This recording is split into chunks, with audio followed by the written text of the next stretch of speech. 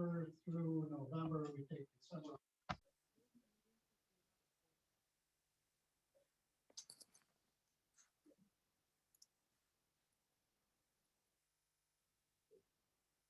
Shelley, I'm not seeing anybody else on my screen. All I've got is John in the background. And then seeing myself in the bottom right corner. Will it open up the various other windows for other people or no? They have to do it themselves, I believe. Oh, so their microphones and their cameras might be turned off at this point? Yeah, they come in to the meeting and they're automatically both off, but they can turn them on themselves. Okay. Mhm. All right, it's 7 o'clock. Good evening, everybody. Welcome to the Rush Zoning Board of Appeals meeting. The meeting date is May 13th, 2021. And again, at 7 p.m. My name is Bradley Herman. I'm the Deputy Chairman of the Zoning Board. Unfortunately, Lee Hetrick was not able to be part of the meeting this evening, so I'll be sitting in his place. Shelley, can you please do a roll call, please? Member Geisel, Present. Member Anderson, Here. Member Frew, Here. Deputy Chair Herman. Here. Chair Hetrick is absent this Yep. evening. Thank you very much. And for old business, approval of the minutes. Would somebody like to make a motion in order to approve the minutes from our last meeting? It's a motion to approve the minutes as submitted. Then I'll second that. Member Anderson, Aye. Member Frew, Aye. Member Geisel, Aye. Deputy Chair Herman. Aye. Thank you very much. And we have two applications that we will be discussing this evening in the open meeting. Application 2020-12Z by Michael and Julie Kajowski of 198 5 Points Road. And then application 2021-02Z by Adam and Andrea Uhas. Shelley, do you want to read the public notice regarding those? They were tabled from last month. Do we read the public notice again? John, as far as official structure, do you think, Attorney Mancuso, do you think we need to reread the public notice on those two applications, or at least the Kajowski one at this point in time? I would, with regards to Kajowski, since it was adjourned, you can simply indicate on the record that this is a continuation of the public hearing that was adjourned from the April meeting, if that would just be reflected in the minutes. Okay, very good. So application 2020-12Z by Michael and Julie Kajowski of 198 5 Points Road, Rush, New York, 14543. They're requesting a variance of 32 feet from the setback of the front property line.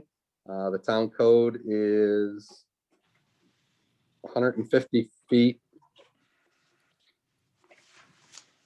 And the property is zoned as an R30. Now, Mr. Kajowski, I believe you're on the call tonight, correct? Yes, I'm here. Thank you. Yep. And then you, I know there was a letter that was sent to you via email and then also hard mail from the zoning board. Is that correct that you've received that? I received the email. Have not received the hard letter yet? Not as yet. Okay. It should state the same thing. It's one of those, I guess it's in the mail at this point in time. Do you Okay. have any questions regarding that letter, or would you like to discuss anything? I mean, what our thought is at this point in time is to table your application until next month so that you can address these items that are outlined in the letter. Was told that there would be some discussion about this after the meeting, or Not after, during the meeting. If there's anything you'd like to provide the zoning board presently, you certainly can do so. Otherwise, certainly between this meeting and the next meeting, certainly can work with the zoning board in terms of submissions, or with the building inspector, code enforcement officer, if you want to reach out directly to try to address some of the stuff between now and then, certainly, yes. well, can we address some of the items in the letter now? Absolutely. All right. Well, at the first meeting that we had in January, item 1, when we addressed the modest house, we said at that point, we would be happy to build a bigger home. And even if it were 20 and 4 by 40, it would be a story and a half or 2 stories. So it would certainly accommodate the square footage. Okay, then we would just need documentation regarding that or a plan regarding that, showing what your footprint is and how you're going to achieve that square footage in order to satisfy that. Okay. John, that would, again, Attorney Mancuso, that would suffice, correct?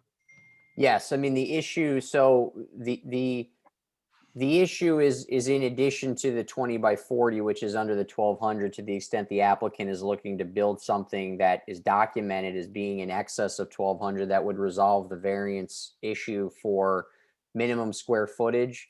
That also couples with the, with the remainder of the paragraph in terms of identifying its location, proximity to the road, drainage easements, and things of that sort, because obviously we need to understand the setbacks, where that structure would be situated, and the concreteness, if you will, of the proposal in terms of what actual plan would be in place to build something.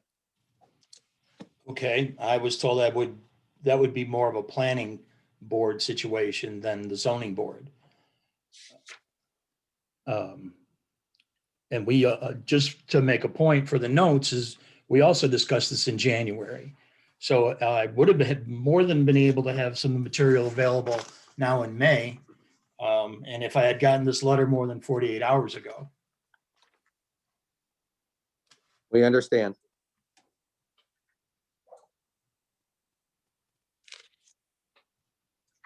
Okay. Number Anything two, else regarding number 2, number 3, or anything along those lines? number 2, yes, if for the drainage easement with the deck and the pool on it. The new map shows the pool in a totally different location. The map that was submitted in March than the original map. Because I was asked to provide a certified map, which I did.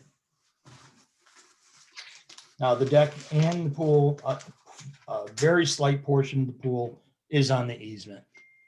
If it were the matter of making this work or not, if I had to remove the pool, I would. There's been no maintenance to that line in over 20 years. Nor has there been along the road, but that's a different discussion. If there were a need to get in there, I would certainly make any accommodations I needed to when it needed to be done. And I'd point out that the pool that was here when I got here, the pool itself was fully across the easement. So in my mind, I made an improvement by moving it off of it. So that would be a discussion they have in the field with the code enforcement officer and walking him through that. Because Okay. if I'm remembering this right, Mr. Kajowski, that you have the pool deck there that's in the easement, and also as it's shown, again, if this is the updated, a small portion of the pool, and then I believe actually there was some fill material that was also placed next to the deck to kind of have it be on grade. Is that correct? If I remember right. And again, I'm I'm sorry. going based on memory. I'm sorry. I didn't quite understand that. Oh, sorry, I'll pull my mask down so you can Thank better you. understand. So I believe if I remember right, when we were on site there and saw the pool in the deck, that there was also some fill material that was put in next to the deck to almost have it kind of be on grade with your back concrete slab area. Is that right? That maybe a mound of dirt or something was placed there to make it on grade? And I could be No. wrong. That's what I was stating. No. I could be wrong. No, So, there's okay. no material was added there. All right. So the big thing regarding this one would be getting in touch with the code enforcement officer and walking him through where the deck is in relation to the drainage easement Okay. and try to satisfy those needs regarding that. So again, the fear is that you would move forward with the application, you would have a new owner of the house, and then they would be responsible and kind of be in a tough spot, whoever that new owner would be, because they would have a violation of the current code. Does that make sense? I guess it makes sense. However, I don't understand what that has to do with the subdivision of the property. Because in order to, your property has to follow all of the code rules and regulations, the current property where your house resides now. And we have to ensure that the new subdivided property would also meet all of those code requirements. Okay, So, and that's why this has taken longer than normal. There's a number of things here that we were trying to work through to see how we could get your application to be approved in order to do this, but every step of the way, we kept getting stopped because of certain obstructions or certain issues that were found there at the property, or say, for instance, if we move on to the next item, if you're ready to, with number 3 regarding the accessory building. okay. If we could have had this discussion back in January, it might have been much more expedient. And maybe you wouldn't have had to hit all those roadblocks. Okay, moving on. This building has been there for 40 years. It was approved to be put there. Understood? So it must have been understood that there would need to be a driveway, as the driveway's been there as long as the barn's been there.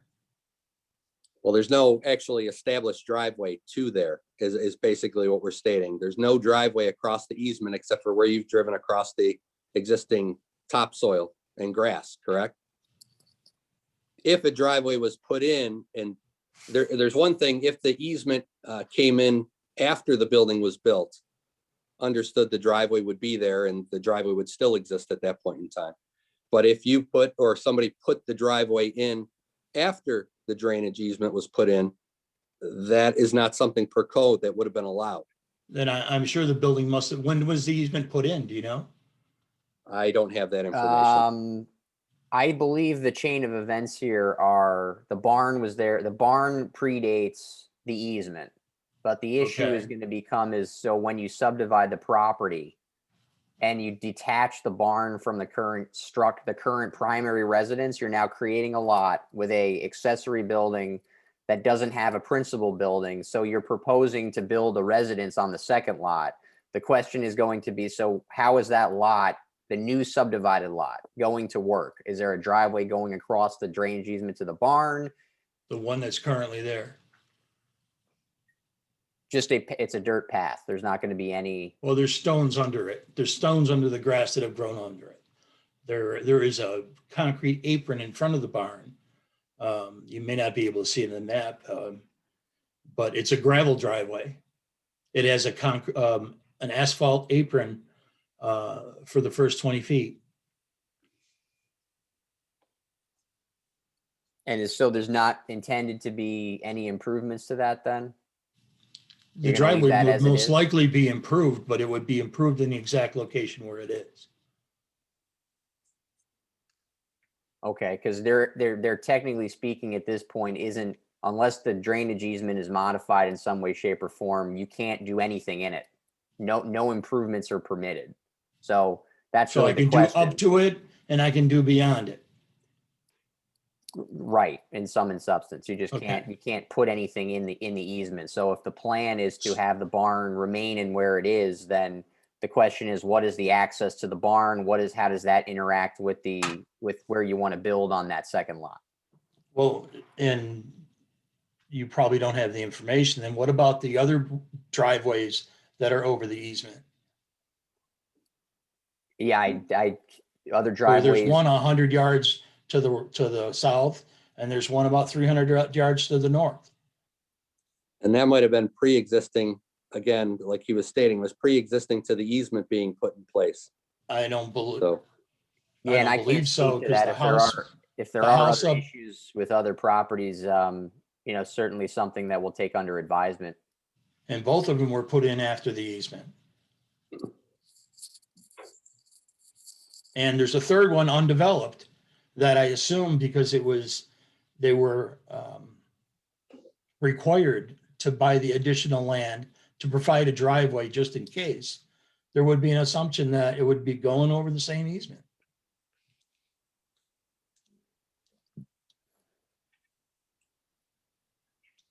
understood, like Attorney Mancuso stated, we'll take that into consideration. Again, we're working on your application here and trying to make it work, not your joining neighbors and such. So, But you can understand, just to your earlier point of, well, if something happened and then someone bought it, then they're in a hard spot. well, correct, because you're in this instance with your application, you're self-creating this issue. If you left everything alone and you weren't asking for the subdivision and this variance, nobody would have known any different in that Okay. sense. You I do understand? need to make a point as well. With the map revision, it's only 22 feet we need instead of 32 feet. Then if you address these other items, if you choose to move forward with that, can you provide that updated map then with that information? You have it. You received it in March. So you're Right. telling me the amendment was made on the March application map, not the one that was prior to that date? That was the point the point of the map was to have an exact.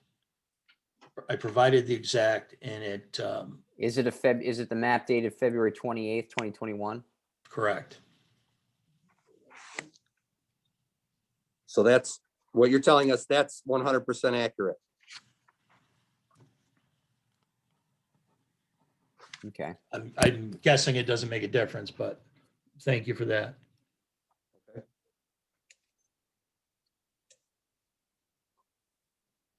So we've been pretty much discussing 5. Well, touching on 5, I mean, we kind of, number 3, just for this fact of regarding the accessory building Yes, without a principal building lot. That's something, because if you subdivide, you would have an accessory building on a lot without a primary residence, which is not allowed per zoning code in the town of Rush. period. Not even if I'm required, even if I agree to the requirement about building one.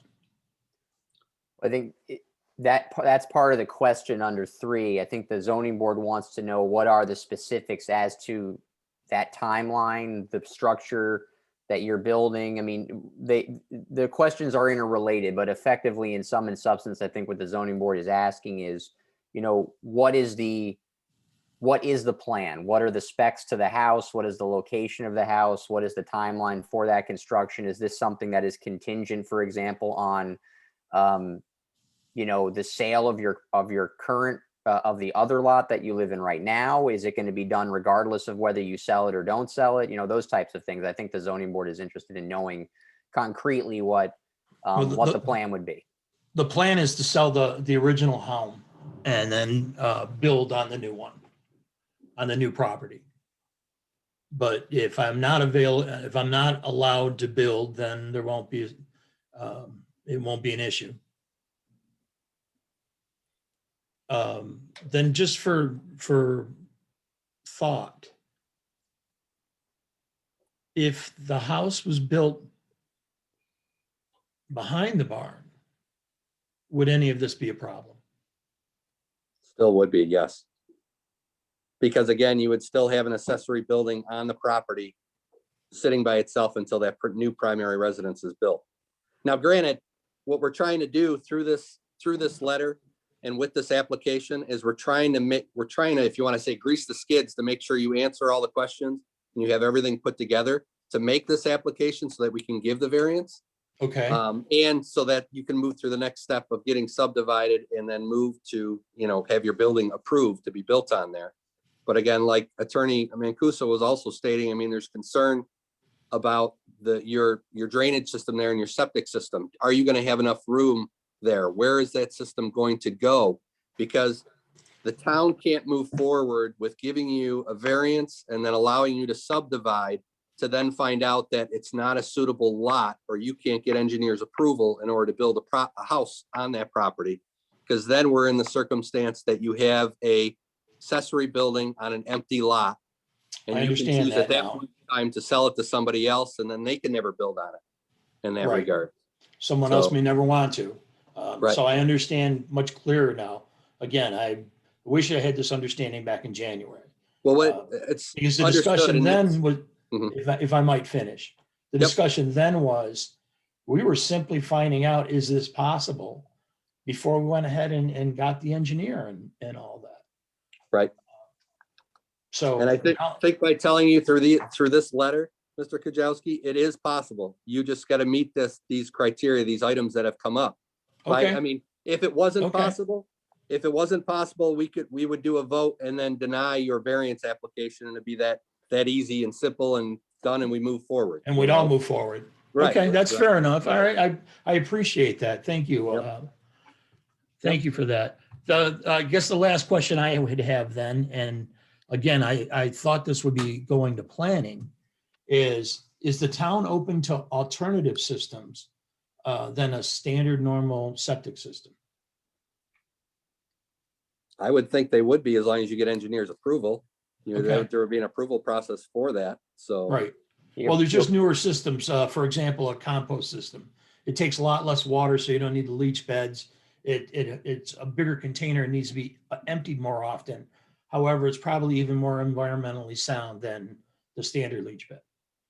I would suggest you ask John Limbeck that question in connection with whether or not that's a feasible system to obtain a building permit to construct the house. And if so, what are the engineering specs of what you would need to do? I'm not familiar enough with, do you need to do a perk test? Do you need to do anything to test the veracity of that system? And with our town engineer and with John Limbeck, we should be able to answer that question. Yes, I spoke with John about it in the beginning, back in November, when I tried to start this process.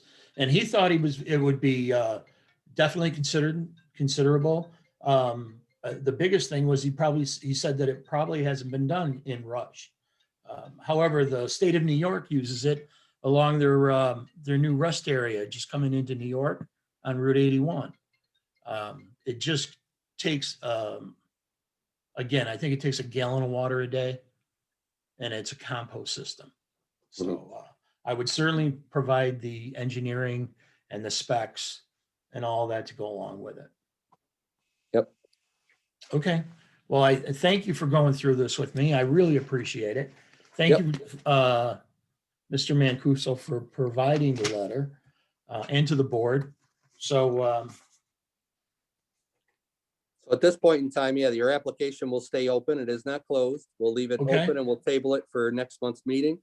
And again, if you provide us with all the information that's required and have met with the people met with the people on site in order to walk through these things, and we have their sign off, then you should be good to go at that point in time. okay. Well, thank you very much. Okay, thank you. Thank you.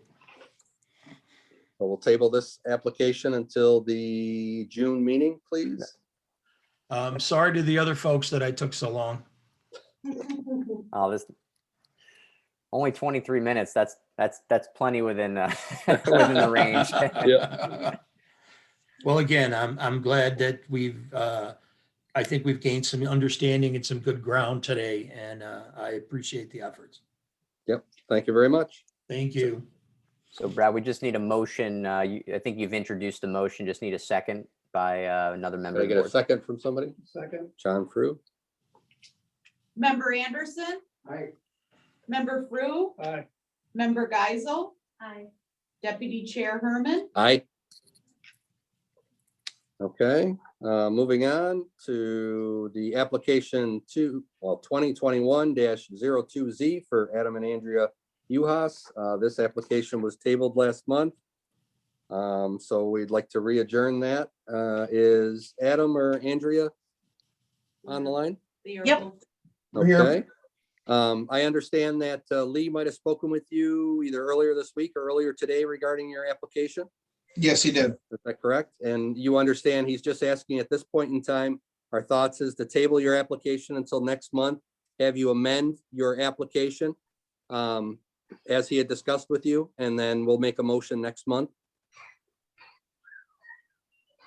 And Did you understand that? I'm sorry. I do understand. With the math. So, Well, he did mention that because I guess the existing barn that has already been approved and everything's okay with that.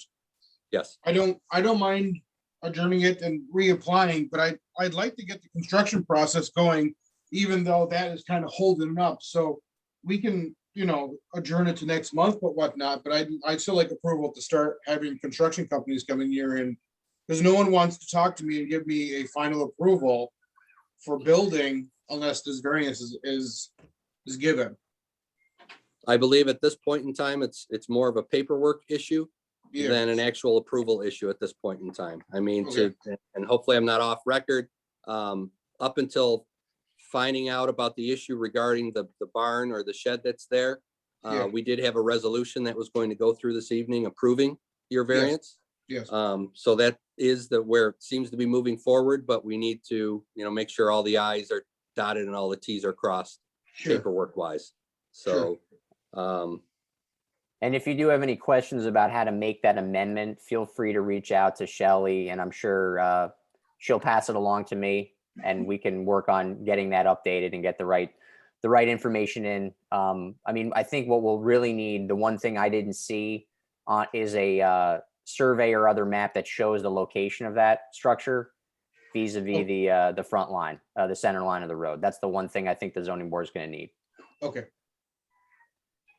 Okay. I did have a conversation with Monroe County Health Department, and I have a voicemail from him saying that the septic tank that we have is more than sufficient for a 5-bedroom, 6-bedroom house with a in-laws. okay, great. Great. That answers that question. Of course, they'll probably require something in writing or something along those lines once you have your putting in your application. So, I contacted him and I called him and I asked him for an email and he said, I am way too busy to write you in. perfect. His exact words were, he said, Okay, use my voicemail. well, there you go. Make sure you don't delete it then. I try not to. So do you have any other questions regarding your application? Again, it should not be an issue with you moving forward with your contractors at this point in time. Sounds great. Thank you. So, okay. Thank you very much. So Yep. I'd like to make a motion in order to table this application until the next June meeting. And seconded by Richard Anderson. Member Anderson, Aye. member Frew, Aye. member Geisel. Aye. Deputy Chair Herman. Aye. Okay. This will bring me, unless somebody else in the public, does anybody else have any other comments before we close the meeting? Okay, then I'll call for this meeting to come to a close. It's 7:29. Thank you, everybody, for attending. Just get a second and then a poll of the board. I think I heard that. Yep. Yep, second by John Frew. Member Anderson. Aye. Member Frew, Aye. member Geisel. Aye. Deputy Chair Herman. Aye. Have a good evening, everybody. Yep, thank you. And can I just say, the one you approved last month over here on Scott, West, next to Colby's, it's almost done. Oh my God, it went like that. I was shocked how fast it went.